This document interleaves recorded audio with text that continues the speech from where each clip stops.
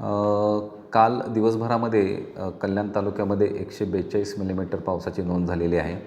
आज सकाळपासून सतत संततधार असा पाऊस सुरू आहे आणि सकाळी 7 वाजल्यापासून संध्याकाळच्या 6 वाजेपर्यंत पुन्हा 138 मिलीमीटर इतक्या पावसाची नोंद झालेली आहे. बरेचसे मार्ग जे तालुक्यातले आहेत ते बंद आहेत. मुख्य महामार्ग जो अहिल्यानगरकडे जाणार आहे तो रायते या ठिकाणी ब्रिजवरती पाणी आलेलं असल्यामुळे बंद आहे.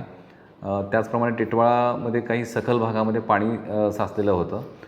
आज सकाळी त्या ठिकाणी एक महिला, वृद्ध महिला ह्या नैसर्गिकरित्या त्यांचं दुर्दैवी असं निधन झालेलं होतं. परंतु पाणी साठल्यामुळे त्यांना स्मशानभूमीपर्यंत नेता येत नव्हतं. तर त्यावेळी त्या ठिकाणी NDRFची टीम मदतीला आली आणि तेथील मंडळ अधिकारी, तलाठी आणि NDRFचे जवान यांनी ते बोटीतून त्या ठिकाणी त्यांचा जो मृतदेह आहे तो मृतदेह बाहेर आणून स्मशानभूमीपर्यंत त्या ठिकाणी पोहोचवलेला आहे. आज शहरी भागामध्ये पण सखल भागामध्ये त्या ठिकाणी पाणी साचलेलं आहे. शहरातील काही घरामध्ये सुद्धा पाणी गेलेलं आहे. त्याचे पंचनाम्याचं काम सुरू आहे.